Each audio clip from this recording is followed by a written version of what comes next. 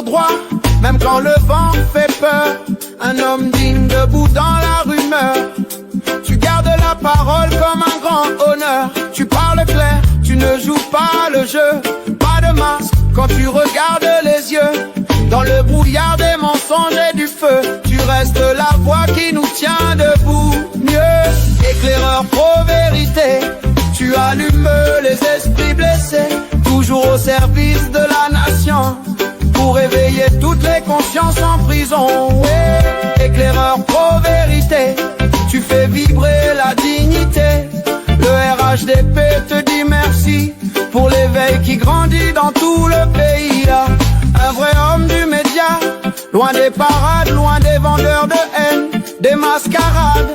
Tu prends le risque de parler sans faille, pour que le peuple voie le fond des batailles. Tu dis les choses que d'autres censurent, tu poses les mots qui brisent les murs.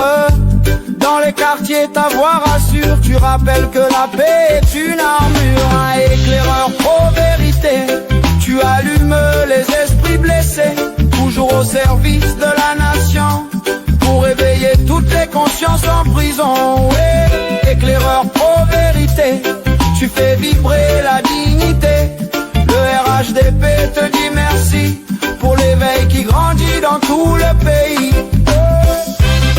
Oh ya ya ya ya, oh ya ya ya ya, oh ya ya ya ya ya ya.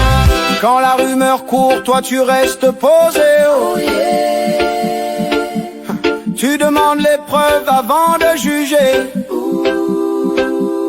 Tu gardes ton micro comme une vérité, pas comme une arme pour tout diviser. Oh ya ya, éclaireur pour vérité, tu allumes les esprits blessés, toujours au service de la nation, pour éveiller toutes les consciences en prison. Éclaireur pour vérité, tu fais vibrer la dignité. Le RHDP te dit merci pour l'éveil qui grandit dans tout le pays. Yeah, éclaireur pour vérité. Ah. Éclaireur pour vérité. Ah. Aïe aïe aïe aïe, éclaireur pour vérité. Ah. Oh yeah.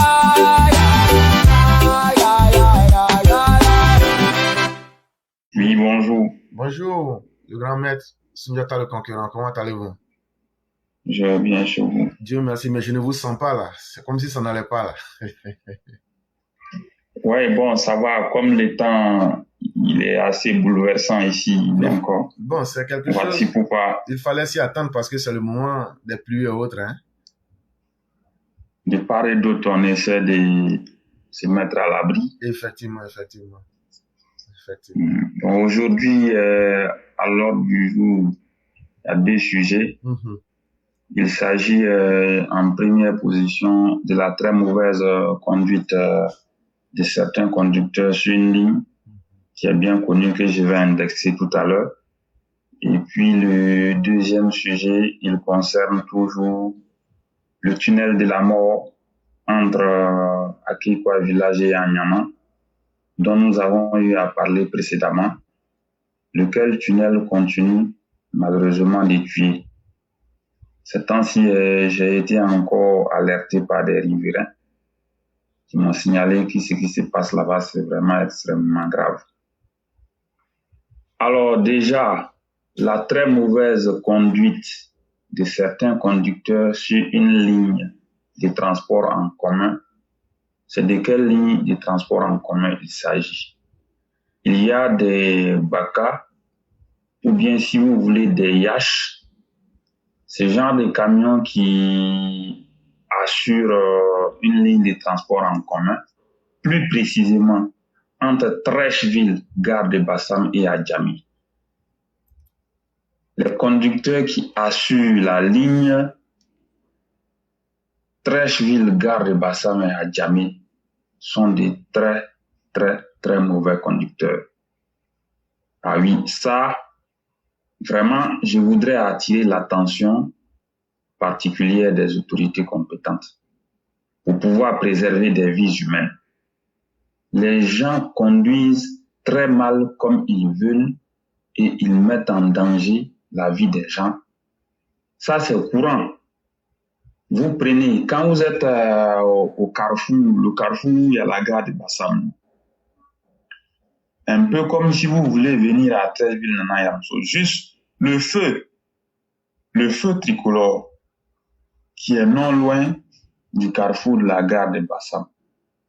C'est là-bas ils chargent maintenant. Vraiment, quand ils embarquent là, franchement, les conduites laissent à désirer. Avant, ils chargeaient juste là, non loin du carrefour, là, de la gare de Bassam.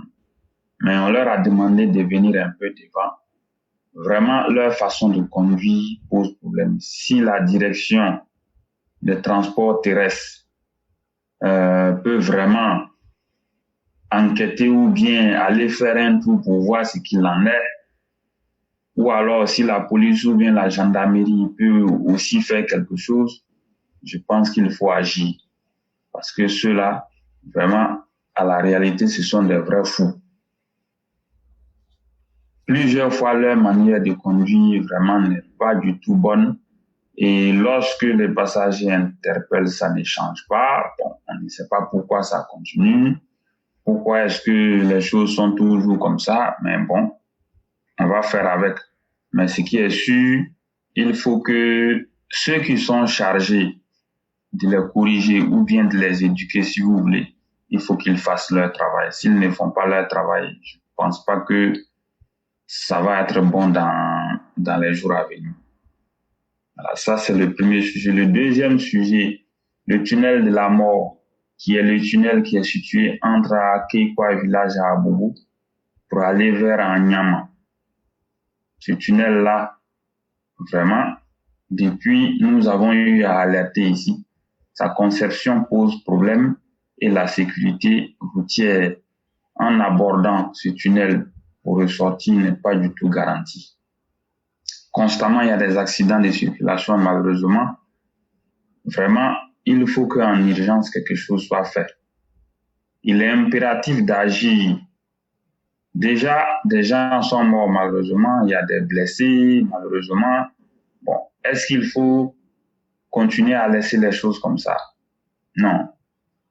Certains pourront dire, ceux qui conduisent ne sont pas prudents. Non, ce n'est pas cela, hein. À la réalité, si vous faites un tour sur ce tunnel, vous allez comprendre que le danger, il est vraiment permanent. Ce n'est pas une histoire de savoir conduire ou pas. Le tunnel, il est fait à deux sens. Et malheureusement, le virage qui permet d'accéder à ce tunnel se trouve sur une descente vertigineuse où lorsque tu commences à descendre même, tu ne vois même pas venir même celui qui vient en sens inverse. S'il reste vrai que les gens sont imprudents, à la réalité aussi, il y a de sérieux problèmes. Ces problèmes-là, il faut que les gens arrivent à résoudre. La dernière fois, nous avons proposé tout simplement quoi au juste. Il y a un échangeur qui a été fait entre la YKT et BMP, et puis on va dire à Bobo Ndoutré. Il y a un autre échangeur au niveau de l'autoroute Mohamed VI. Il y a un autre échangeur au niveau de la route d'Alepé. Ces échangeurs-là ne posent absolument pas problème parce que la sécurité routière y est garantie et ils permettent de pouvoir aborder les différentes routes sans aucun problème. Moi, je pense que si on veut vraiment préserver des vies humaines et permettre à tous ceux qui habitent à Abobo, si vous voulez aussi à Keikwa Village et à Nyama, de circuler correctement, il va falloir concevoir un nouveau échangeur à cet endroit précis-là et le construire dans les mois à venir pour faciliter la circulation. Sinon, le tunnel qui est en ce moment à l'endroit indiqué là, franchement, si rien n'est fait, on va pas finir de compter les morts, hein, malheureusement.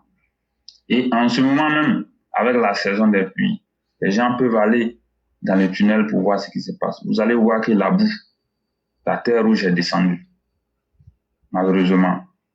Donc voilà un peu les corps à cet endroit précis-là et vraiment, on veut implorer la clémence des autorités compétentes pour pouvoir résoudre ce problème dans les meilleurs délais, pour préserver des vies humaines et aussi pour garantir la libre circulation et la sécurité routière. Je vous remercie. Merci infiniment, le concurrent. Merci encore de ce que vous venez de dire. Quand il s'agit du tunnel, à vous entendre, c'est un problème de conception même. Ça veut dire qu'il y a eu des défauts dans la construction. Et ça, c'est un véritable problème. Si les concepteurs et les décideurs n'y prennent garde, dès ce moment même, ça risque de poser des problèmes de sécurité. Et tel que vous évoquez et les détails que vous donnez, ça doit faire froid dans le dos, mais ça doit amener à réfléchir et à prendre des solutions les plus rapidement possible pour pouvoir corriger la situation. Parce qu'une route qui porte en elle des défauts de conception est une machine ou un élément même qui offre la mort. Et vraiment, vous, en général, ne dites pas des choses qui restent sans conséquence. Et je pense que les décideurs, si nous sommes entendus, devraient peut-être questionner ceux qui ont conçu cet édifice, ce tunnel, poser les questions et aussi, comme il y a des spécialistes du domaine, leur demander de trouver des points de correction pour pouvoir remédier à ce problème le plus tôt possible. En ce qui concerne les transporteurs qui sont devenus aujourd'hui comme des dangers même pour notre société, ce n'est plus un fait qui est nouveau. Aujourd'hui, les accidents de circulation sont des choses qui sont rentrées dans le quotidien des Ivoiriens et qu'on accepte comme des choses normales, malheureusement.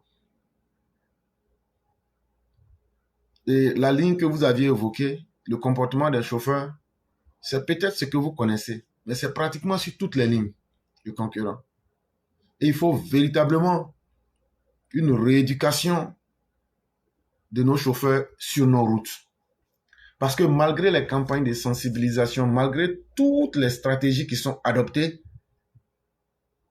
l'homme, si tu ne changes pas ta manière de faire les choses, si tu ne changes pas ta manière de comprendre, les mêmes choses vont toujours se produire. Et malheureusement, ça ne fait pas plaisir aux Ivoiriens de voir que des parents peuvent sortir le matin et quelques instants après on les appelle pour dire qu'il y a eu un accident, tel parent n'est plus de ce monde. Mais ça ne semble même pas interpeller nos chauffeurs pour se dire que c'est un métier qu'ils pratiquent, ils y gagnent leur vie, c'est un métier qui est noble, mais le comportement de ceux, dans la majorité en tout cas qui animent ce secteur-là, est devenu un comportement aujourd'hui qui met toute notre société à risque. Et vraiment, au-delà des interpellations, il faudrait que les chauffeurs eux-mêmes prennent conscience. Parce que ce secteur-là fait beaucoup de mal à notre société. Alors que c'est un domaine qui est très, très noble, comme je le disais. C'est un domaine qui est très utile et qui est même indispensable. Mais voir que chaque jour, c'est eux qui offrent un verdict mortifère, macabre, ce n'est vraiment pas reluisant. Quand tu regardes souvent certains accidents sur nos routes, toi-même tu te demandes, mais vraiment, est-ce que cet accident-là n'était pas évitable de toutes les manières possibles? Et souvent, c'est simplement l'irresponsabilité ou l'imprudence. Voilà ce qui fatigue nos chauffeurs en Côte d'Ivoire. Et ça là, quelles que soient les campagnes du gouvernement, quelles que soient les sanctions qu'on va prendre, si vous-même là, vous ne changez pas, si vous ne changez pas votre manière de faire la chose, c'est difficile. Et c'est la société tout entière qui est ouverte et qui est exposée à un drame de société. Vraiment, il faudrait qu'on change de mentalité en changeant de comportement. Ce serait bien pour le salut même de toute notre société. Merci à vous, le concurrent. Merci encore pour ces propositions. En espérant que dans tous les cas, des vies seront sauvées, nous vous disons merci d'être intervenu à cette émission en ce jour pour apporter encore vos idées. On va. Bonjour, cher mère, comment allez-vous? Bonjour, mon professeur 5 étoiles, je vais bien et vous? Je vais très bien, mais la voix est clean aujourd'hui. What's up? It seems that you slept very well. Yes, I did. That's wonderful. Yeah. I needed it. That's very important. Vraiment, ça, c'est très bien. Yes. Et que la grâce de Dieu Merci, demeure en nous. professeur. Je vous en prie. Amina. Et la famille? Et la famille. Tout le monde va très bien de votre côté. Alhamdulillah. Que Dieu nous aide. Amin. Rabbi Allah. Ok. Donc, on va vous laisser la parole. Ok. Bonjour les EPV, bonjour à tous ceux qui nous suivent. On va dire encore merci à Dieu pour la séance d'aujourd'hui, la voix du militant. Que Dieu nous garde dans ses grâces et dans sa miséricorde. Chers EPV, continuez de soutenir la page en vous abonnant et en souscrivant à la page Éclaireur pour Vérité. Beaucoup demandent c'est où on doit aller s'inscrire ou souscrire, s'abonner. C'est sur cette page-là où on est actuellement qu'on appelle Éclaireur Pro Vérité avec 200 et quelques mille abonnés. 216 000. Il y a des pages dupliquées. Oui, professeur? Il y a 216 000 abonnés. Voilà. Il y a des pages dupliquées, puisque la fois dernière, il y a une autre page que notre maman était dessus, c'était 37 000. Quand vous voyez ces pages-là, ne vous abonnez pas là-bas. La page même où on doit s'abonner s'appelle Éclaireur pour Vérité, avec 216 000 followers. Si vous ne voyez pas cette page, ne vous abonnez pas à n'importe quelle page. C'est cette page où on est en train de faire le direct présentement. Allez là-bas, vous allez voir où ils vont mettre abonnement et souscrire en anglais, subscribe en anglais. Voilà, vous vous abonnez. Ce n'est que moins de $12 dans l'année pour l'année et moins de 12 €, moins de 6 000 francs CFA Côte d'Ivoire pour l'année. Donc, franchement, pour soutenir cette page qui nous donne beaucoup d'informations et qui nous aide beaucoup aussi dans notre vie, parce que la politique, même si tu ne veux pas la faire, elle viendra te faire. Donc, vraiment, soutenons la page, soutenons sur tout ce qu'on peut donner à cette page et pour vérité. Et vous-même, vous saviez que c'est pour le bonheur de tous. Merci. Professeur Éclaireur, c'est la Coupe du Monde. Aujourd'hui, c'est le lancement, ce sera le lancement de la Coupe du Monde. Mais aujourd'hui, je fais ce message pour m'adresser à nos joueurs éléphants et aussi à m'adresser aussi aux concernés, les responsables qui sont autour de cet événement pour la Côte d'Ivoire. On entend trop de choses. Les gens se plaignent de partout. Les tickets, on ne sait pas comment faire. Surtout les gens qui sont très loin de la Philadelphie. Oui, les gens se demandent, mais on n'a même pas de tickets ici, qu'est-ce qui se passe? Comme ça, on ne sait pas comment avoir les tickets, c'est rentrer, c'est sortir là-bas. Il y a trop de choses qui tournent de ça, alors on n'a pas besoin de ça actuellement. Nous sommes pleins d'Ivoiriens dispersés aux États-Unis. Tous les Ivoiriens ne se trouvent pas à New York. Tous les Ivoiriens ne se trouvent pas à Philadelphie, New Jersey. Ça, c'est les alentours de New York. Les gens sont très, très loin partout. Les fans des éléphants sont partout dans les États-Unis, dans les 53 États, si tu fouilles. En tout cas, où les sont beaucoup basés, moi, j'aurais aimé entendre qu'il y a des tickets qui sont venus au moins rejoindre ces gens-là. Parce que non seulement ils vont payer les billets d'avion, ils vont payer les hôtels. Et vous-même, vous saviez qu'aux États-Unis, ici, une seconde là même, c'est de l'argent. Time is money. Les gens, il y a des gens qui ont pris des congés déjà à cause de la Coupe du Monde, qui veulent s'y rendre. Maintenant, si tu dois payer billets d'avion, payer hôtel, aller encore payer ticket, franchement, il faut honorer l'Ivoirien. Il faut montrer que nous-mêmes, l'Ivoirien aussi est important. Mais partout dans l'Amérique, les gens se plaignent, il n'y a pas de ticket, on a pris des congés, d'autres même ont pris des... Franchement, ce qui se passe autour là, c'est pas intéressant à entendre. Franchement. Et je ne sais pas qui sont les responsables. Essayez de voir un peu dans la diaspora américaine. C'est-à-dire dans l'Amérique là même, là, il y a encore diaspora. Et tout le monde, la plupart, on commence par New York et puis après on sort, on va ailleurs. Et tout le monde est loin. Les billets d'avion sont chers. S'il faut payer un billet d'avion cher, encore aller payer hôtel cher, encore aller payer... Vous voyez. Donc, essayez un peu de voir. Les gens se plaignent pour les billets, les tickets. Ils disent que rien, il n'y a rien. Donc, franchement, voyez ce côté-là. Maintenant, nos éléphants, nous leur disions qu'ils représentent la Côte d'Ivoire. Ils représentent le pays. Ils représentent le président Addo. Nos enfants, là, vous pouvez aller loin. Vous allez faire des merveilles aux États-Unis ici. Faites des merveilles dans ce pays-là. On va, j'ai dit, moi, j'ai confiance en Coupe du Monde en Benata. On peut le faire. Oui, c'est donc une question de volonté. Nos enfants, nous vous faisions confiance. N'écoutez pas ceux qui vont vous comment on appelle, descendre le moral. Vous savez que quand tu n'es pas sur le terrain là, tu connais tout, tu sais comment on marque, tu sais comment on dribble. C'est quand tu es sur le terrain qu'on te dépose maintenant, tu peux rien faire. Donc, on vous dit, pardonnez, honorez le pays là, d'Amérique là. Nos enfants qui sont nés ici là, ils sont tellement prêts pour vous. Tout le monde est prêt pour vous dans le pays là, mais qu'on appelle les États-Unis. Vous voyez les gens qui laissent leur travail pour aller au stade là pour vous là. C'est de l'argent, ils perdent. Moi, je connais, plus ils m'ont appelé ici, j'ai pris 2 jours de congé uniquement pour aller les accueillir. J'ai pris 3 jours de non-travail. Tout ça, c'est de l'argent qui part. Mais les gens le feront ici pour vous, pour aller vous supporter. Donc, donnez cœur et donnez tout ce que vous pouvez là dans le code foot d'Amérique, là, en tout cas, Coupe du Monde de 2026, là. Nous, on veut voir tout votre possible que vous aviez dans vos pieds, là. C'est ce que vous devez faire pour nous honorer. On dit la demi-finale, là, ça va se jouer à Géorgie. Ici, dans la région de Géorgie, là. Voyez-vous, attend ici. Demi-finale, là, c'est Atlanta. On vous attend en Géorgie ici. Ici. C'est pas impossible. Rien n'est dans la vie. Il suffit de la volonté. Rien. Même ceux qui crient à bien qu'ils ont fait, là, c'est parce qu'ils veulent pas manger. Rien n'est impossible dans la vie. Tout est possible. Si Dieu vous a fait, vous avez gagné la France, vous avez venu encore gagner l'équipe de Philadelphie ici, là. Ça veut dire que Dieu même vous a déjà montré que Coupe du Monde, là, si vous voulez que ça parte à bien, là, ça peut partir. Donc, on vous souhaite tout le bonheur possible. On vous souhaite tout le bonheur possible, que Dieu vous accompagne, pour que vous puissiez rentrer cette coupe-là encore. Nous tous, on va partir ce jour-là. On tous rentrer. On va rentrer la coupe-là ensemble. Donc, nous, là, on vous fait confiance et venez vraiment nous faire plaisir.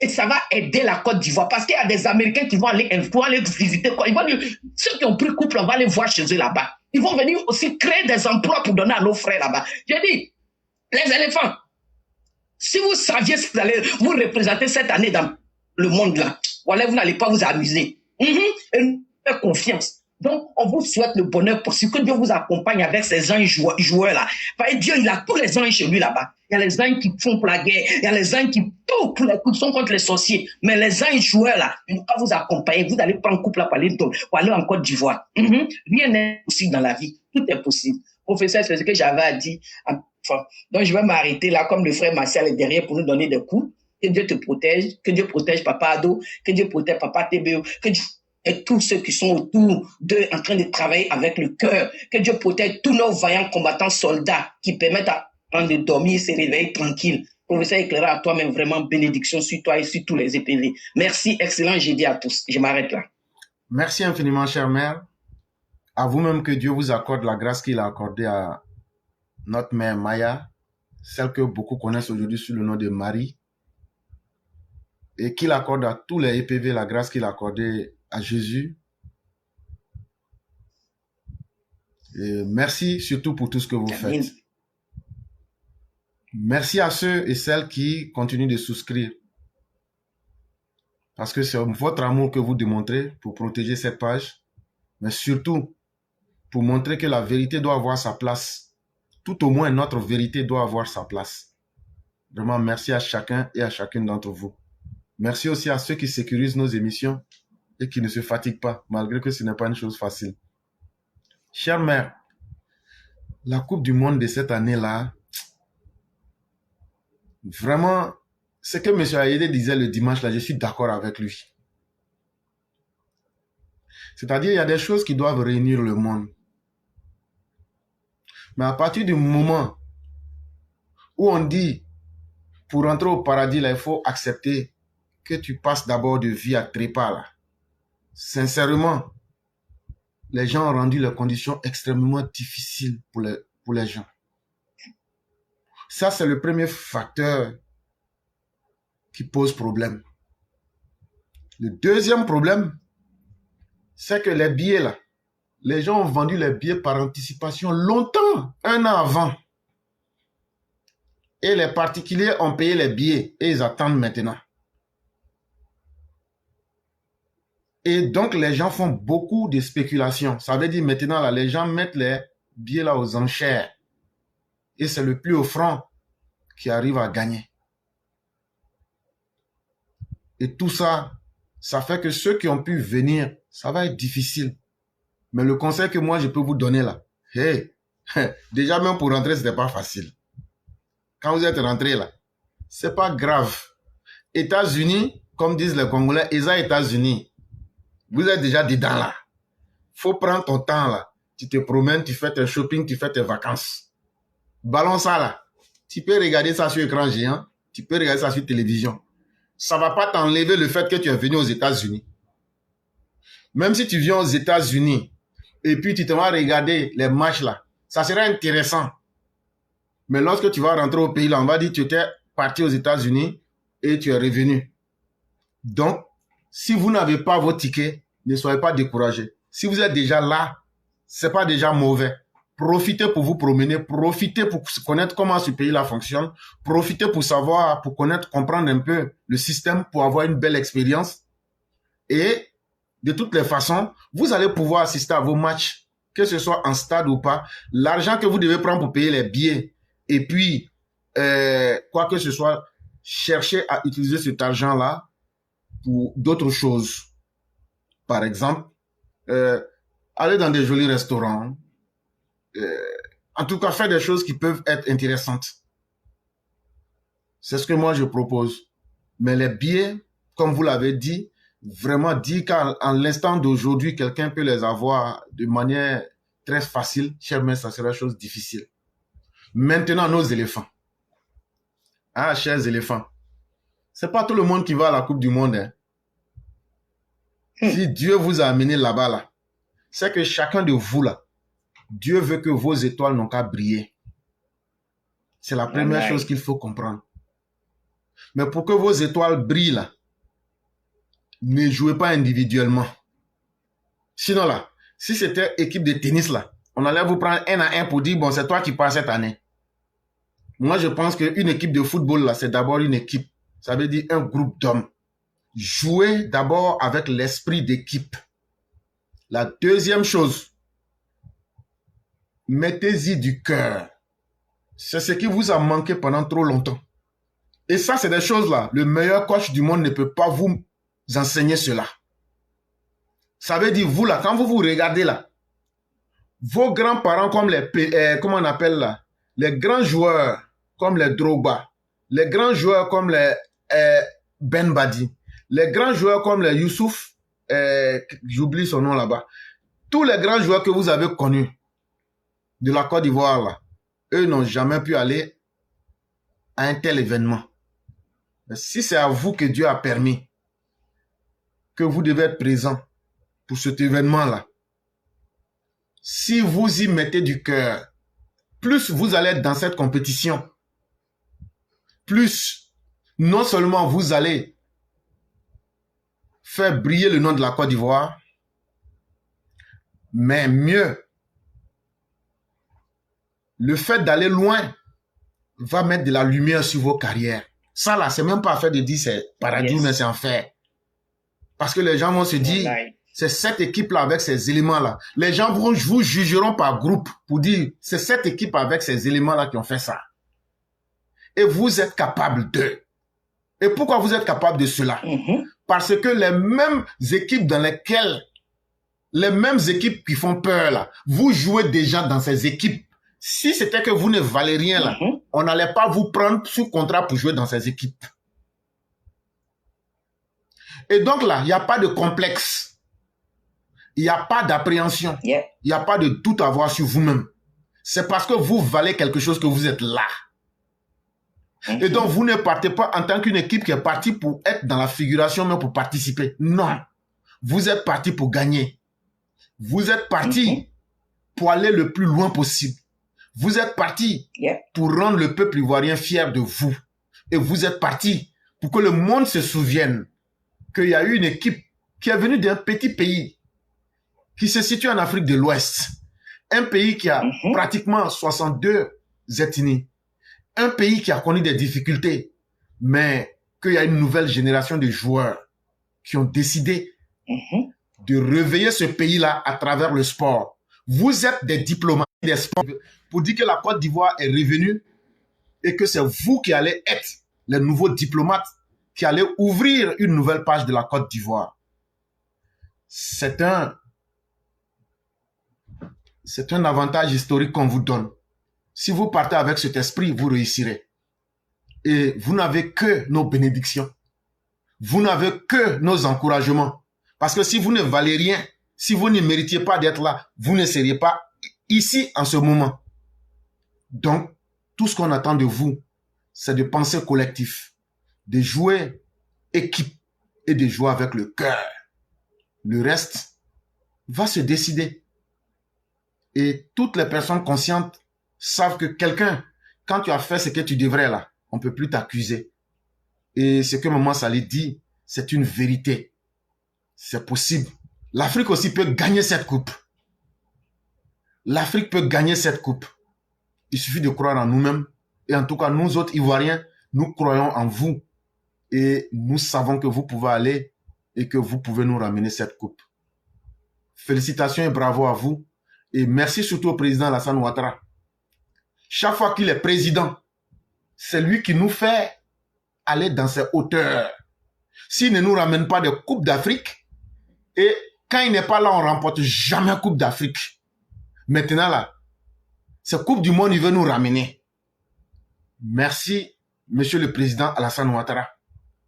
Parce que ta seule présence transforme la mentalité des uns et des autres pour être des combattants, pour être des gens qui veulent se battre, pour être des gens qui veulent briller dans leur domaine. C'est parce que tu es un homme d'excellence.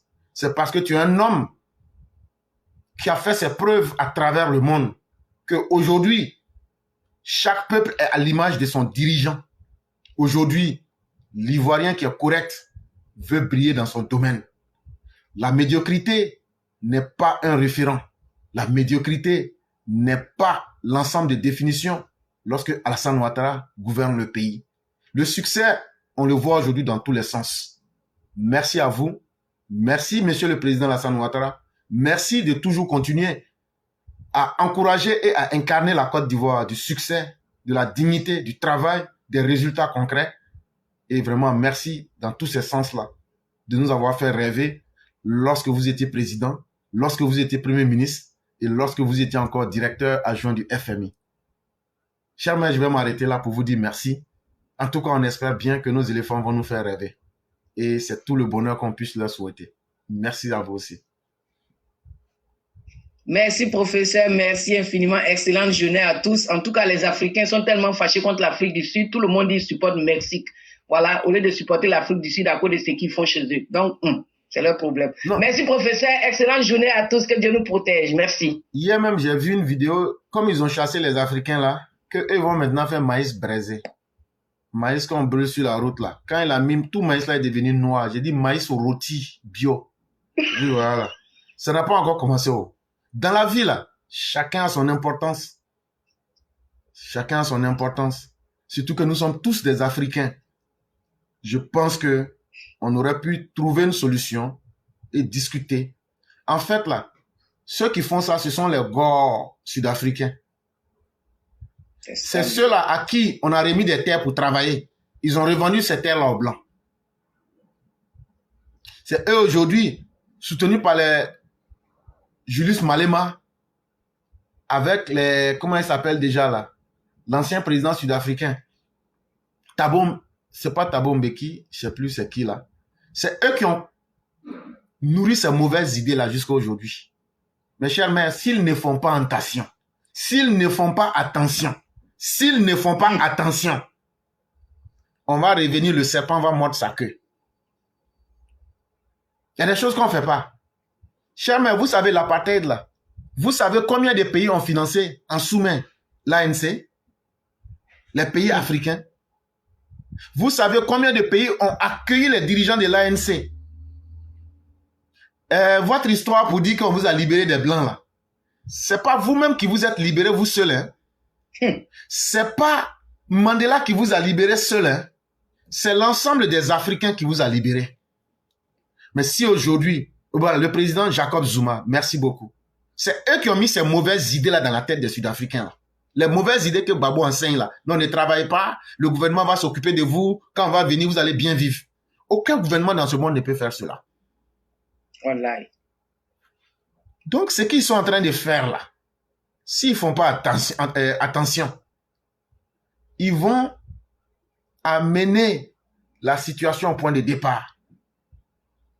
Les Blancs qui les commandaient, qui avaient appliqué sur l'apartheid, là, leur propre comportement va faire que eux-mêmes là, ils n'aiment pas travailler. Les mêmes terres qu'ils avaient arrachées aux Blancs là, ils ont revendu ces mêmes terres là. C'est déjà un signal pour vous dire, vous risquez de vous retrouver au même point de départ. Yeah. Vous allez vous retrouver encore dans un apartheid. Mais là, vous n'aurez plus le soutien de vos frères de l'Afrique. Et c'est là que vous allez comprendre que ce que vous êtes en train de négliger, ce que vous êtes en train de sous-estimer, ils avaient leur valeur. Vraiment, merci à vous, chère mère. Que la grâce de Dieu demeure à nous et qu'il nous protège en tout temps et en tout lieu. Amen. En tout cas, les Africains sont devenus tous des Mexicains aujourd'hui. Merci. Los gringos, vámonos.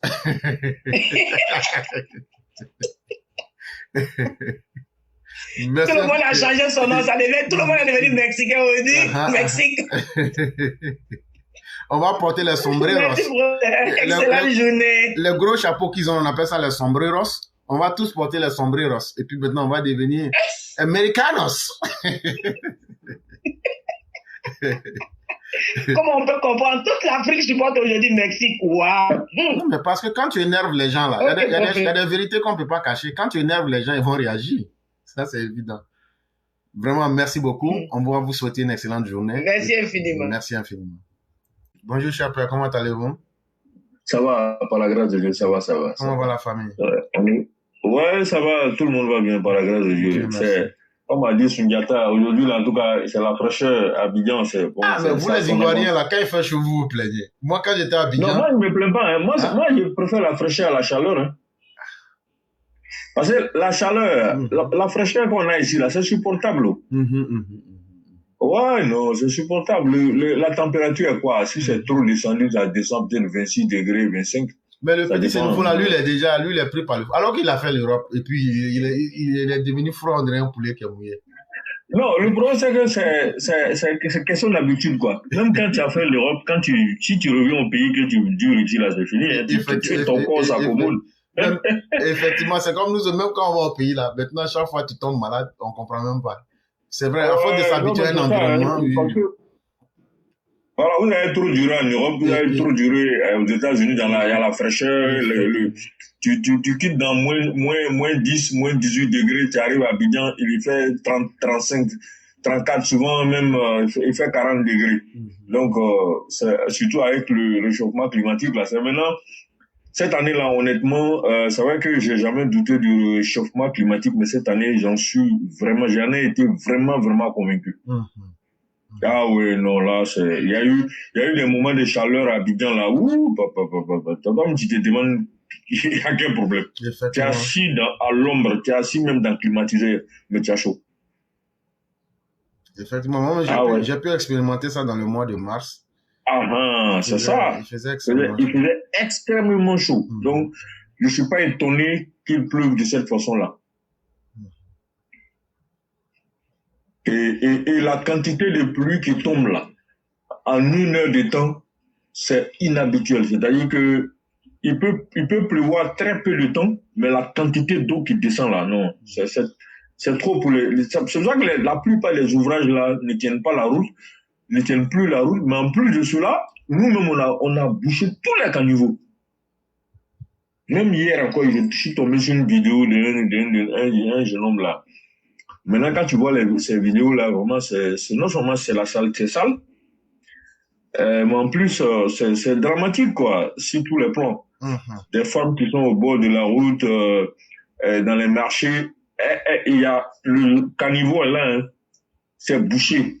C'est elle qui nettoie les trucs, elle jette encore dans le caniveau déjà bouché, là, l'eau sale, tout, il y a les condiments à côté. Non, mais c'est dramatique, hein, ce qui est en train de se passer.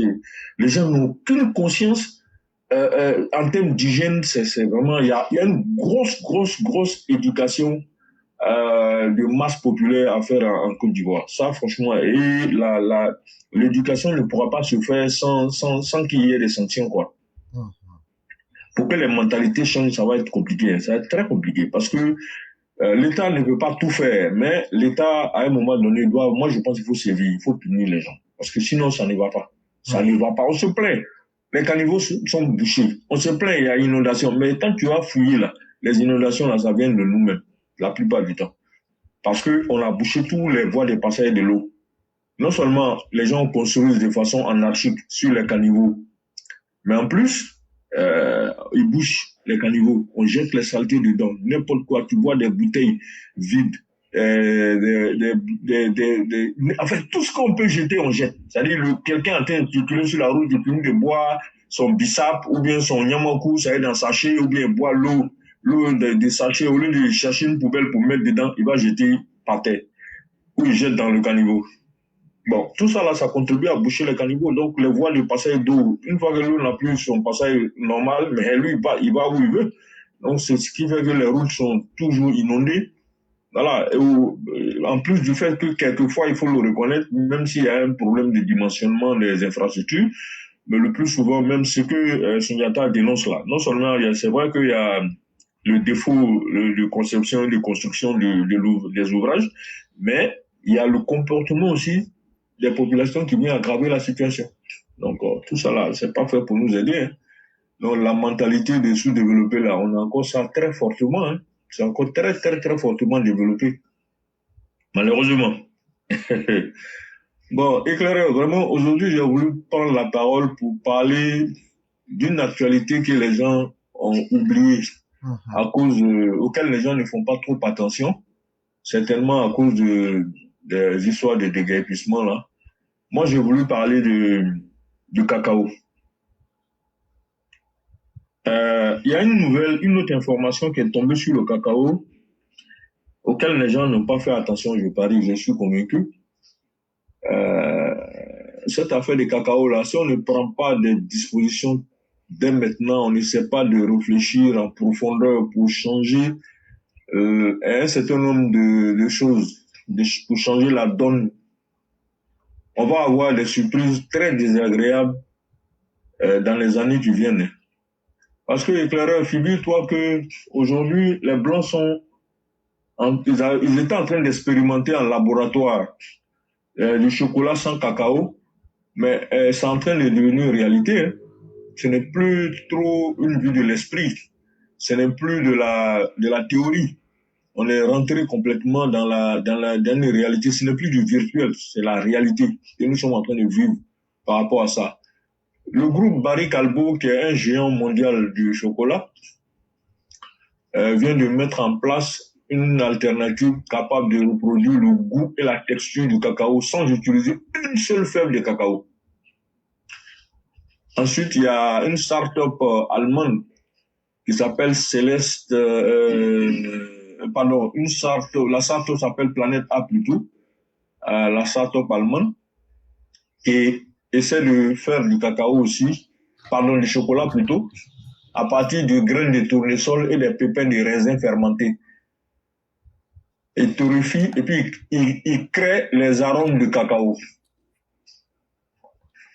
Ensuite, ça c'est en Europe, même si ce ne sont pas des initiatives isolées, mais en Israël, il y a une start-up qu'on appelle Céleste Bio qui a développé du beurre de cacao cultivé en laboratoire avec le soutien du géant américain Mondelez qui est aussi dans le cacao. Donc, ce dont je suis en train de parler, vous voyez que ce sont des réalités sur différents territoires dans différents pays. Au Royaume-Uni, en Angleterre, les gars ont transformé, je crois, sur la base de coco, ils ont transformé des fèves de fava, c'est une plante là, en alternative du chocolat. Donc en fait, on est en plein dans une situation très compliquée. Le cacao vient de traverser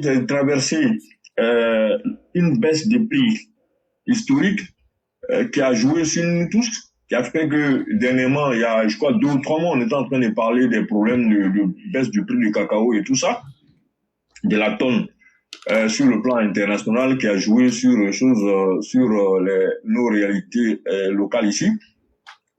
on se rend compte que aujourd'hui, les industriels sont en train de chercher à faire ce que j'appellerais une sorte de sensibilisation pour pouvoir justement jouer sur la mentalité des consommateurs à accepter des chocolats sans cacao.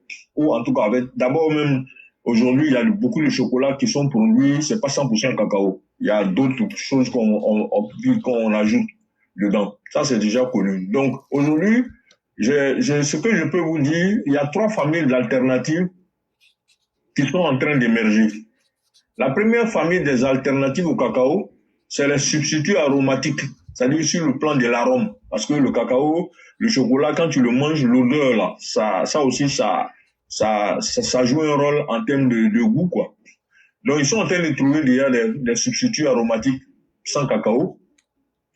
La deuxième famille, c'est qu'ils sont en train de chercher des ingrédients hybrides pour pouvoir justement supprimer totalement le cacao ou le réduire de façon drastique. La troisième famille, c'est carrément de cultiver du cacao en laboratoire ou par cellule végétale. Ça ne va pas remplacer automatiquement, c'est vrai, le cacao, mais le fait qu'on puisse avoir des alternatives, ça va réduire la demande de cacao sur le plan mondial. Ça, c'est clair, en tout cas en Europe.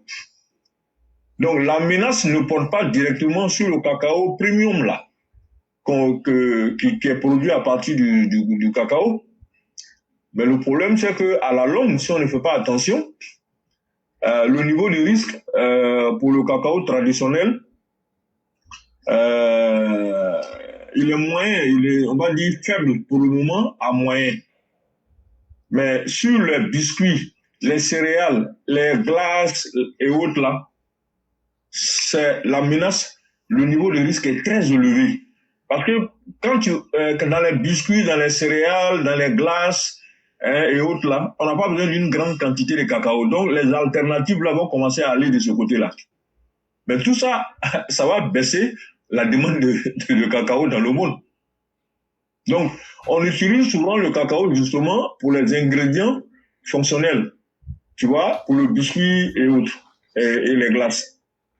Et dans les confiseries aussi, on utilise souvent justement le cacao. Donc, les alternatives risquent de commencer à aller remplacer là-bas, le cacao de ce côté-là.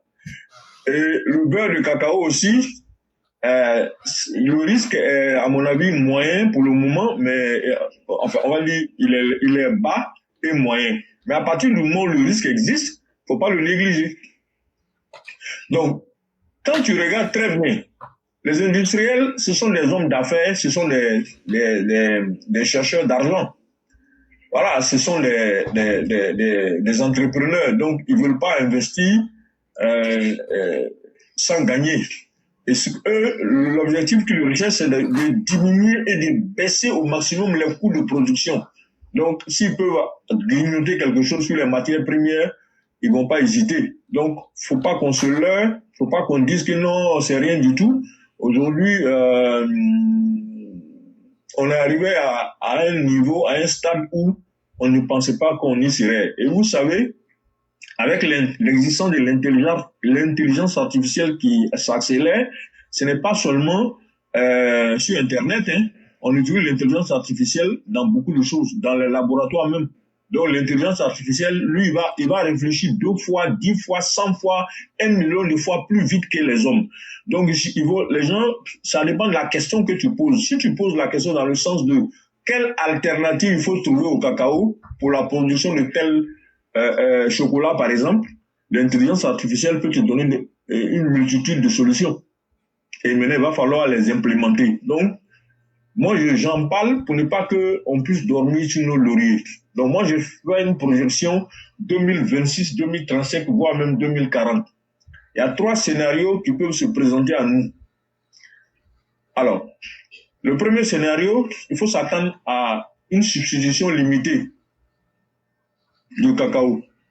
C'est-à-dire, il y aura une substitution qui va se faire. Donc, la demande de cacao sur le marché pourra baisser, mais ça ne va pas baisser de façon drastique. On ne va pas trop sentir ça. C'est le premier scénario auquel je pense. Donc, la probabilité à court terme, 2026, 2028, n'est pas très importante, c'est-à-dire qu'on ne va pas trop sentir.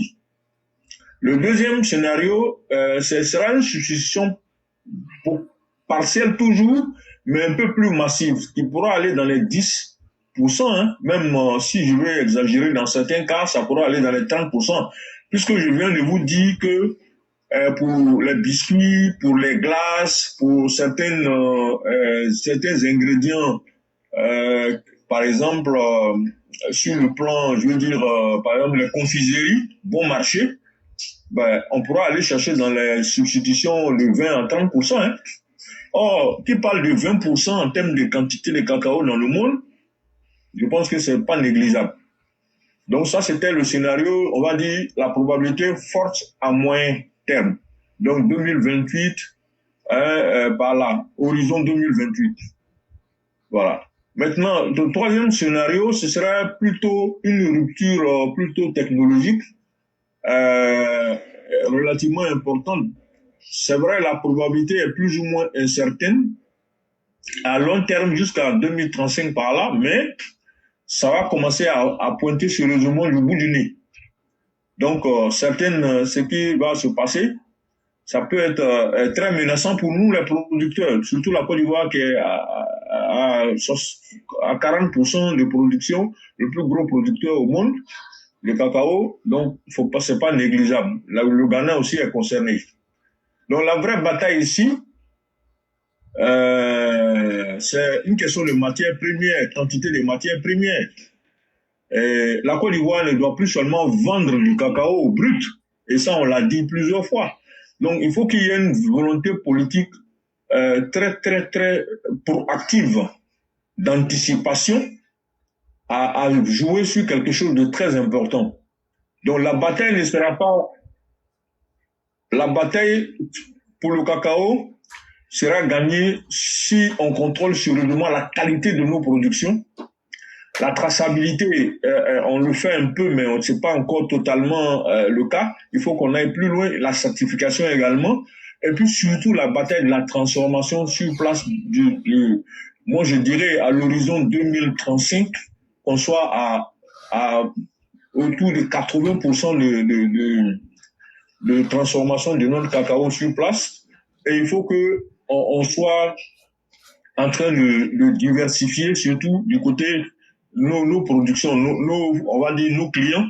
Il faut qu'on diversifie, qu'on commence à y penser sérieusement vers l'Asie. Parce que ce dont je viens de parler, rendez-vous compte que c'est les pays occidentaux.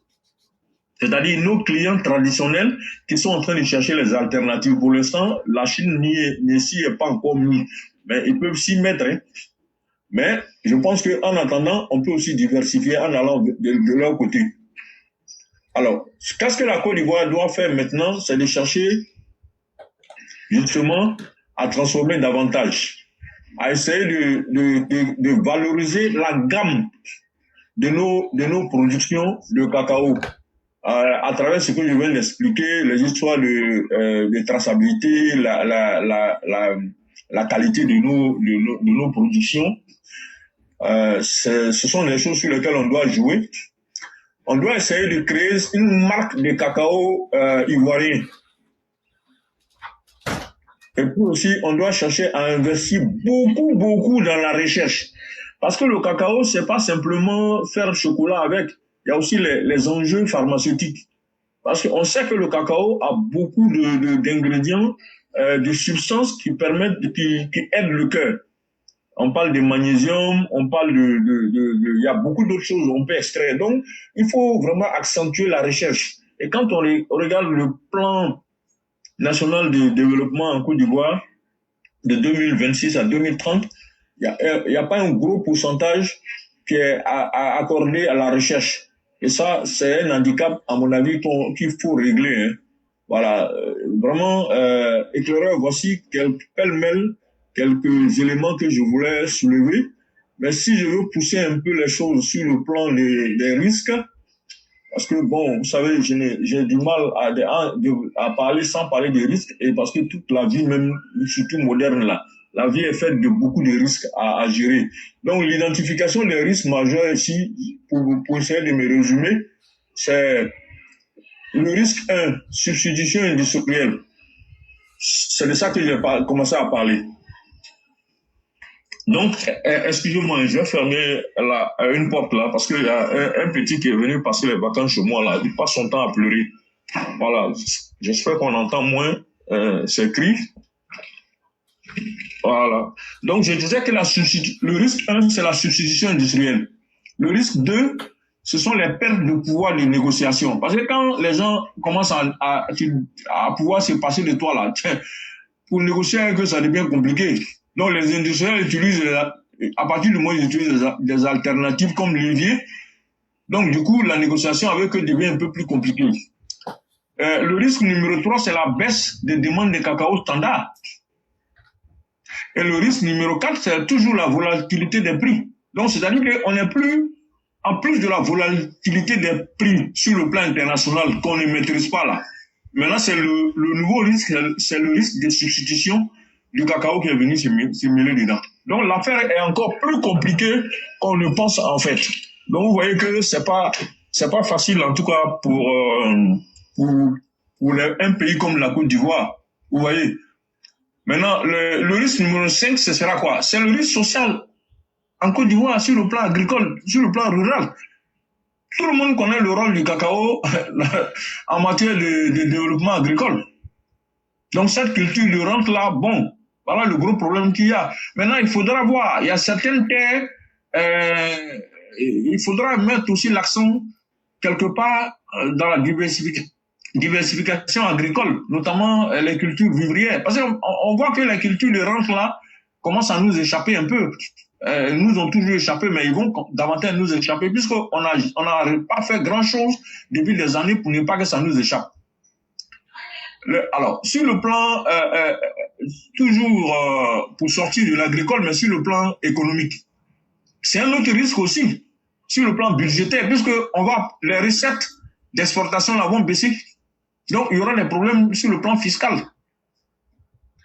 Et il y a également le risque en matière de déforestation, parce qu'on a fait beaucoup de déforestation pour planter le cacao. Et puis aujourd'hui, en retour, on commence maintenant à avoir, non seulement sur le plan des prix, on a été malmené pendant des années, mais maintenant, on risque, si on ne s'y prend pas vite, d'être malmené par cette histoire de substitution-là. Voilà. Et également, bon, je parlais du risque de concentration des clients, mais nos clients sont concentrés en Europe et aux États-Unis. Or, ceux-là sont en train de chercher des alternatives parce qu'ils veulent gagner gros. Le prix du cacao, ils ont peur. Si ça monte encore, ça ne les arrange pas. Les industriels là sont en train de chercher des alternatives. Donc, je disais qu'il fallait diversifier aussi nos clients. On n'est pas allé chercher trop du côté des Asiatiques, alors que c'est un gros marché. Tout le monde sait qu'il y a une classe moyenne au niveau importante de plus de 400 millions au niveau de la Chine. Et les gens ont commencé à consommer beaucoup de cacao, de chocolat. Donc, vraiment, il y a du travail à faire de ce côté-là. Et puis, il y a le fait que il faut mettre en place, à mon avis, une task force pour travailler sur ce sujet-là. Et la task force devrait être rattachée directement au gouvernement. Donc, ce que je veux dire, en fait, c'est de changer la gouvernance même du cacao, mais d'une manière générale, la gouvernance de nos cultures de rente, d'une manière générale. Aujourd'hui, je parle du cacao, mais il faut savoir que, à mon avis, il y a un travail à faire à ce niveau-là.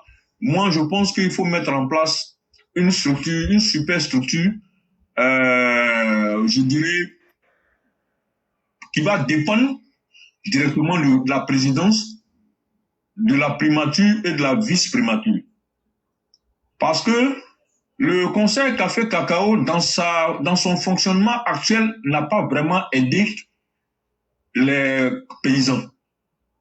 Et moi, je veux qu'il y ait une structure au-dessus, mais une structure fonctionnelle qui va plutôt être comme une structure, je dirais, de consultance en matière agricole et surtout en matière de cacao pour le gouvernement. Alors, c'est une sorte de cabinet d'experts où un certain nombre de personnes peuvent être recrutées là-bas. Alors, qui on peut recruter selon moi? Il faut chercher dans la diaspora, les Ivoiriens de la diaspora, les jeunes Ivoiriens de la diaspora. Également rechercher dans le monde, pourquoi pas des Occidentaux, mais des gens qui sont vraiment pas des politiques. Et puis, surtout éviter de prendre des gens qui sont trop proches des multinationales. Donc, on construit des plans d'action. On passe dans le premier plan d'action, ce sera de quoi? Faire quoi? Urgence stratégique. Donc, on leur assigne des objectifs bien précis pour pouvoir se repositionner, mais de manière offensive. Sur cette histoire de l'agriculture en général, mais surtout par rapport au cacao. Donc, alors, la première, dans la cartographie que je viens de faire, je vais faire une synthèse des risques. Mais avant, pourquoi je veux faire la synthèse des risques? C'est pour justifier mes propos après, concernant justement la task force dont je viens de parler. On pourra lui donner le nom qu'on veut. Alors, la synthèse de la cartographie, c'est quoi? La zone critique, c'est la volatilité des prix d'abord. Ça, tout le monde le sait. En plus, l'autre défaut qu'on a, c'est le retard technologique. En matière de transformation, on est en retard. Et puis ensuite, j'ai parlé de la perte de pouvoir de négociation. Et il y a aussi le risque social des planteurs, concernant les planteurs. Maintenant, le risque, un autre risque élevé, qui est une zone que je dirais où il faut faire attention, c'est de ça que j'ai commencé à parler, substitution industrielle, baisse des demandes de cacao standard, ainsi de suite, concentration, acheteur, et puis une sorte de désintérêt par la suite. Maintenant, le risque modéré, c'est au niveau du fait que, bon, les alternatives ne se feront pas immédiatement. Ça va se faire progressivement. Donc, ce sera à nous de ne pas être surpris. Mais il y a le fait qu'il peut y avoir ce qu'on appelle la résistance aussi des consommateurs. Mais vous savez, avec l'intelligence artificielle, là, les gens sont capables de jouer sur la psychologie de la masse pour le pousser à accepter. Donc, ça aussi, il faut faire attention à ce détail-là.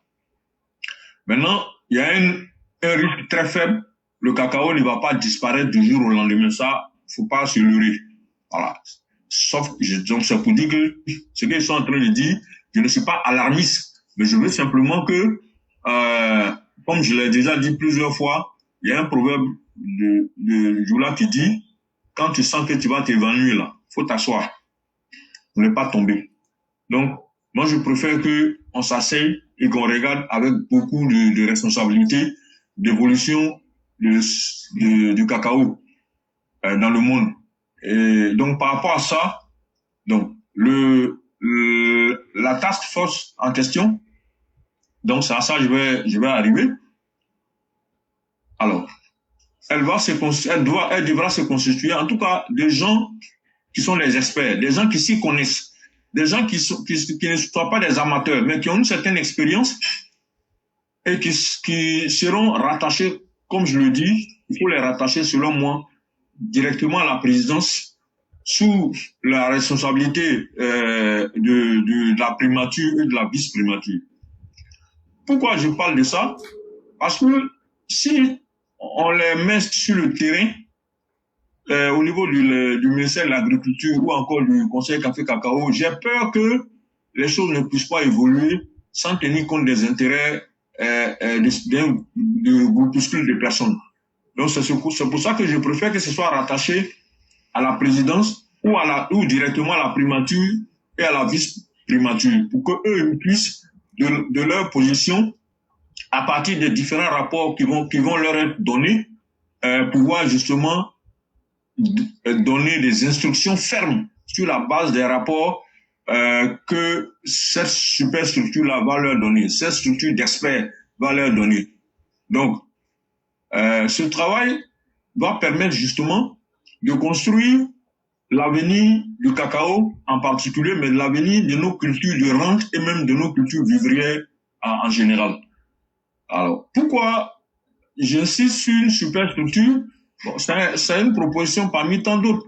Mais pourquoi j'insiste sur cette superstructure? C'est parce que nous savons que c'est vrai aujourd'hui, l'économie de la Côte d'Ivoire est diversifiée, mais il ne faut pas oublier que pendant longtemps, l'économie de la Côte d'Ivoire reposait sur l'agriculture. Donc, le fait que ce soit l'agriculture qui est, et d'ailleurs l'agriculture continue de jouer un rôle très important qui tourne, je crois, autour de près de 40% des recettes financières de la Côte d'Ivoire.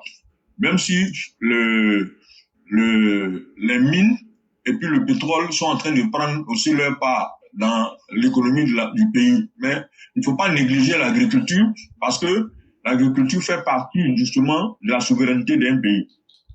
Puisque si nous ne sommes pas capables sur les cultures de rente et sur les cultures vivrières d'avoir un minimum de souveraineté, ça va nous fatiguer.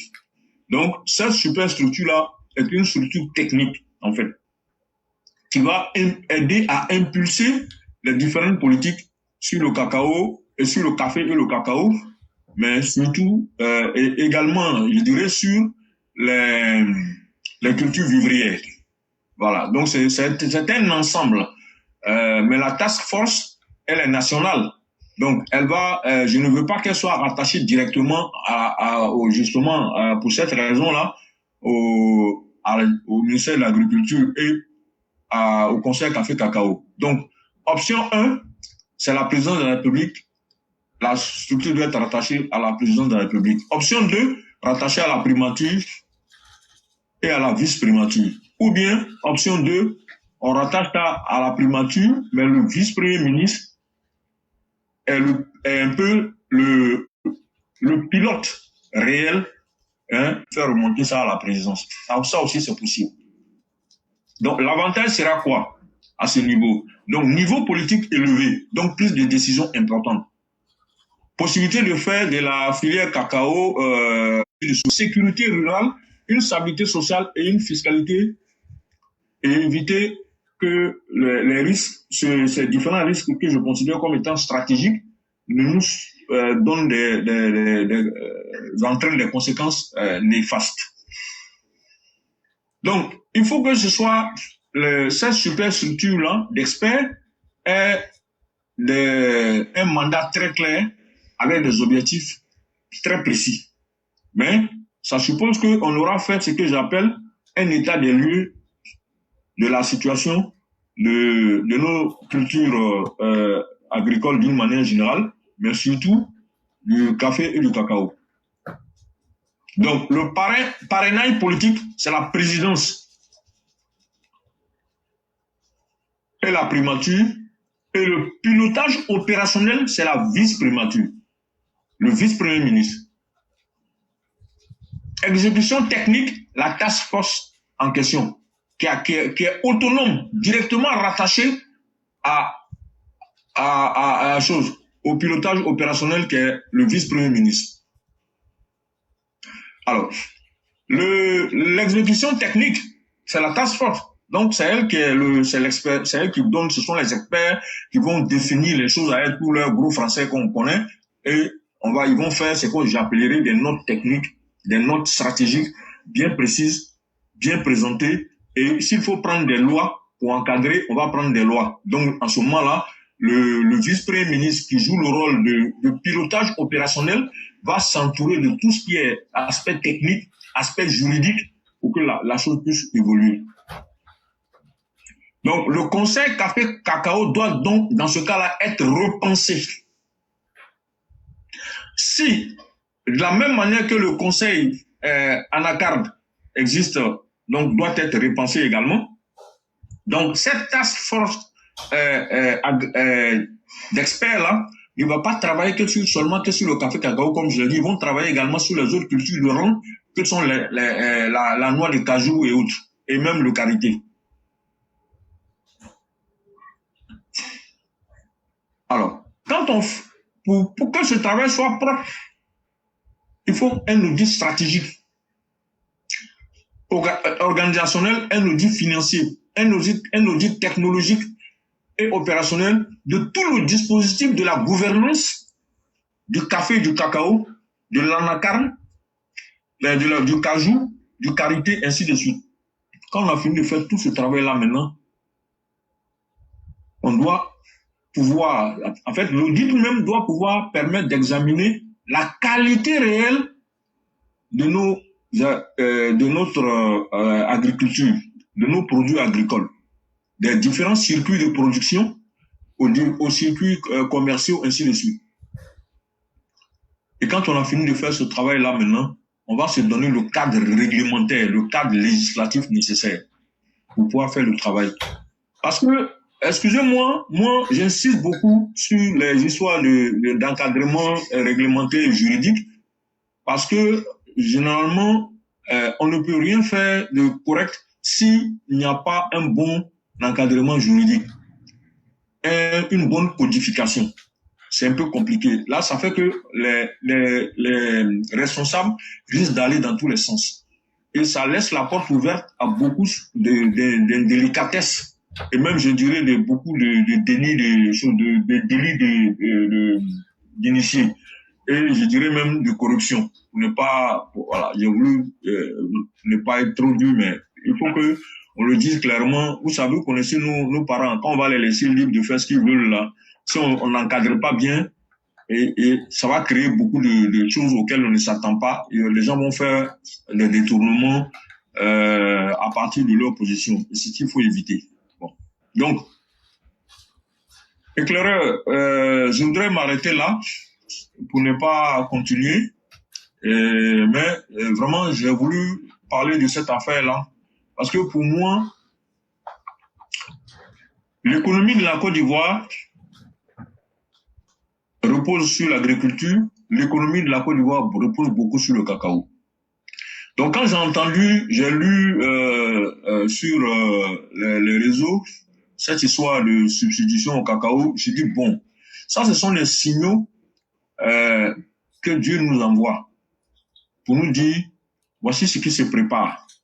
Si vous ne vous levez pas dès maintenant pour prendre les dispositions pour prévenir des situations graves, vous pouvez être surpris négativement. Donc, c'est pour ça que j'ai réfléchi rapidement. Les idées qui me sont venues, j'ai essayé de les rassembler d'une certaine manière. C'est juste une petite contribution. Ce n'est pas, je dis pas que c'est un travail que je soumets à qui que ce soit, mais seulement j'en parle. C'est comme si ce que je pourrais dire, j'essaie d'élever le lièvre. Voilà. Pour que on essaie de voir ce qu'on peut faire par la suite. Bah, c'est des choses importantes à noter.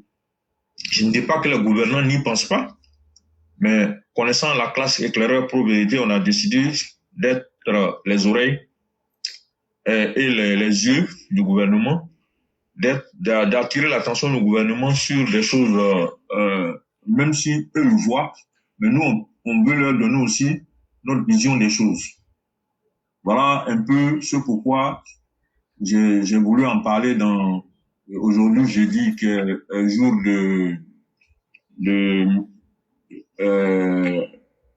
on va dire, de militants, hein, pour pouvoir, c'est opinion libre.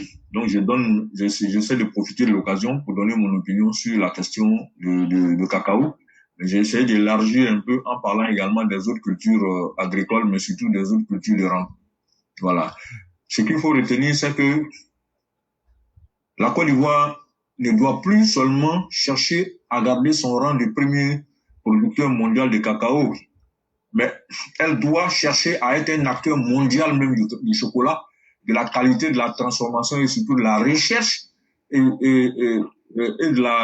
surtout de la valeur, d'occuper en tout cas un rôle important dans la chaîne de valeur du cacao et dans la chaîne de valeur même des autres cultures de rente telles que le cajou, le karité et ainsi de suite. Donc vraiment, c'est un cri de cœur, mais qui n'est pas, c'est pas dans le sens d'attirer, c'est pas un cri d'alarme. c'est juste une interpellation quand même au gouvernement pour que les gens puissent se dire que c'est maintenant là qu'il faut commencer à penser à ces choses-là. Parce que j'ai l'impression que dans ce monde-là, les choses se compliquent de plus en plus. Remarquez, le monde bouge beaucoup et les choses vont très vite. Quand tu as une affaire qui commence à pointer du nez, faut jamais te dire que c'est trop loin, j'ai tout le temps. Ça va te surprendre. D'après les Ivoiriens, ça vient vers toi. Et quand quelque chose est en train de venir vers toi, là, faut te préparer à accueillir cette chose-là, pour ne pas avoir de surprise désagréable. Donc, éclaireur, je voudrais m'arrêter là. Mais sinon, il faut qu'on commence à penser à un certain nombre de choses, telles que cette affaire de cacao, cette affaire de culture de rente, mais surtout cette affaire de souveraineté en matière de production vivrière. Merci beaucoup, cher frère. Vraiment, merci beaucoup, cher père. Avec vous, on apprend toujours et on apprend toujours mieux. Vraiment, merci pour cela. Et en ce qui concerne le cacao, chers parents, je pense que dans la vie, il faut être réaliste. Rien n'est éternel sur cette terre. Toute chose qui a débuté atteint forcément toujours une fin. Si un jour le cacao lui-même, des alternatives n'étaient pas trouvées pour substituer le cacao, les terres elles-mêmes ne répondraient plus, ou bien les opportunités seraient limitées. Parce que le monde dans lequel nous vivons est fait de sorte que il n'y a rien qui soit éternel. Et la position que vous adoptez est tellement proactive et elle s'inscrit dans l'anticipation. C'est même une proposition. Quand vous dites, c'est ma petite, il n'y a pas de petite réflexion, cher père. C'est difficile de réfléchir, mais c'est encore plus difficile de réfléchir et de proposer pour son état sans rien attendre en retour. C'est un acte d'humanisme et c'est un travail qui est bien fait. Ici, ce que les uns et les autres doivent comprendre, c'est qu'aujourd'hui, nous nous trouvons face à des réalités où le cacao, c'est quelque chose que nous cultivons, mais que nous ne consommons pas. Ça aussi, c'est un grand défi qui pose toujours un véritable problème. Quand tu ne consommes pas ce que tu cultives, ça va toujours être un problème. Comme vous l'avez dit, pour atteindre notre souveraineté alimentaire, avec aujourd'hui toutes les incertitudes qui s'offrent à nous, c'est vrai que je suis conscient du fait que le cacao fait rentrer des recettes au niveau de l'État.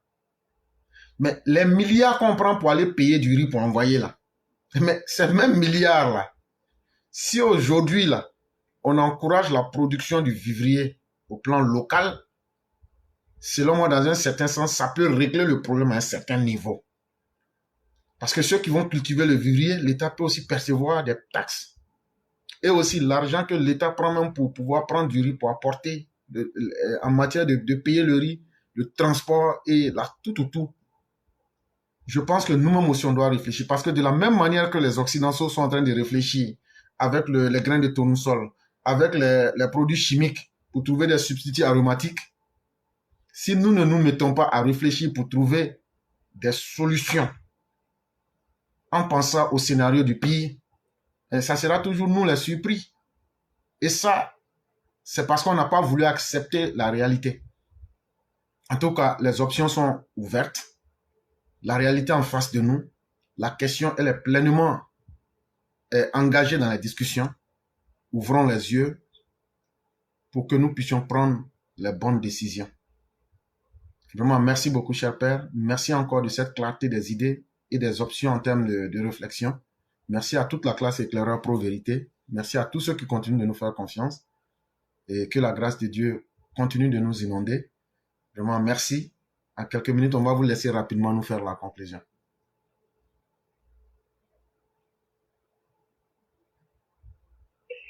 Oui, merci beaucoup, éclaireur. Merci de l'opportunité que tu nous donnes régulièrement pour qu'on puisse s'exprimer sur la plateforme, donner nos idées. Et merci pour ça. Et vraiment que Dieu te bénisse. Encore une fois, il ne cessera jamais de te remercier par rapport à ça. On ne peut que souhaiter que vraiment disons, les inspirations les plus divines puisse éclairer nos dirigeants, parce que je pense que dans toutes les écritures saintes, dans toutes les religions, on dit qu'il faut toujours prier pour les autorités afin qu'elles puissent prendre les bonnes décisions concernant justement l'avenir du pays, pour la simple raison que si tu pries dans le mauvais sens pour qu'eux ils puissent avoir des problèmes, ben, c'est eux qui vont prendre des décisions qui vont impacter ta vie. Et ces décisions-là, si elles ne sont pas bonnes, comme ça va impacter ta vie, ben, ça va impacter ta vie négativement. Donc, c'est pour ça qu'on prie Dieu à ce que les autorités soient toujours inspirées par Dieu, qu'ils soient le plus souvent inspirés par Dieu, qu'ils soient vraiment toujours dans l'anticipation. Et on espère que les quelques propositions que nous faisons sont souvent prises en compte. Et surtout, que ça puisse, même si elles ne sont pas totalement prises en compte, mais qu'elles servent de déclic pour orienter certaines choses. Parce que nous, on ne connaît pas les contenus des dossiers au niveau de l'État, puisqu'on n'est pas là-bas. On n'est pas avec eux, c'est eux qui connaissent. Donc, on ne peut que souhaiter que ça puisse servir, ne serait-ce que les déclics, à défaut d'être des propositions pleines, mais que ce soit les débuts de propositions ou les débuts de solutions, pour que eux s'en saisissent, ils se disent bon, c'est vrai que on a entendu ça, on y pensait, mais apparemment si eux qui sont dans la population, eux aussi ils ont pensé à ça, c'est que bon, on va s'y pencher davantage pour qu'on puisse approfondir certaines questions. Donc c'est ce que vraiment nous on leur souhaite. On leur souhaite beaucoup de baraka. On souhaite qu'ils puissent continuer à maintenir le bateau ivoire à flot et surtout qu'ils puissent amener ce bateau-là à bon port. C'est vrai, un pays ne peut exister sans qu'il y ait des graissements dedans, sans qu'il y ait des questions, je dirais, d'ordre social, d'ordre émotionnel. Mais bon, l'essentiel, c'est qu'on retombe sur nos pieds et qu'on puisse avancer comme on souhaite, et que les problèmes qui apparaissent ça et là puissent trouver des solutions rapides, ou en tout cas des palliatifs, des solutions pour qu'on puisse avancer dans la sérénité, et qu'on puisse trouver les solutions beaucoup plus dans la sérénité que dans les émotions. Parce qu'en général, quand on est dans les émotions, on ne trouve pas les vraies solutions. Les solutions se prennent toujours avec beaucoup de sérénité, et en se donnant tous les moyens nécessaires pour avoir le contour les questions qui se posent à nous. Donc, que Dieu aide la Côte d'Ivoire à avancer, que Dieu accorde longue vie et bonne santé au président Ouattara, à tous ses collaborateurs, à tout le gouvernement, que Dieu accorde longue vie et bonne santé au Premier ministre, au vice-premier ministre, à tous les ministres du gouvernement, mais surtout ceux qui sont sincères avec le président, ceux qui sont sincères avec les Ivoiriens. Parce que parmi, je ne dis pas que les ministres ne sont pas tous sincères, mais il y en a qui agissent un peu trop. Apparemment, ça se sent quelquefois dans leur intérêt. Parce qu'il y a des fois, il y a des actions que certains ministres posent, qu'on se demande s'ils sont vraiment concentrés.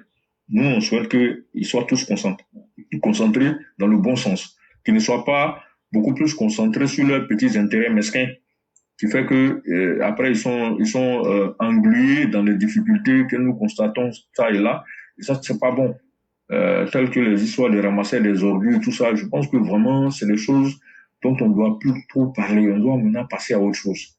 Il faut que ce soit quelque chose qui est derrière nous, notamment. Pourquoi je dis que ce soit derrière nous? Le président Ouattara a déjà prouvé qu'il sait faire ce travail. Il l'a fait par le passé. Quand Anne Ouleto était ministre, celui qui est ministre de ramasser des ordures, là, il n'a qu'à s'adresser à Anne Ouleto. Ils sont collègues. Il peut l'appeler pour lui dire, ah, ma soeur, ou ma petite soeur, ou ma grande soeur. C'est comment? Voilà, vraiment, voilà les difficultés que j'ai. Qu'est-ce que tu aurais fait? Ça fait rien.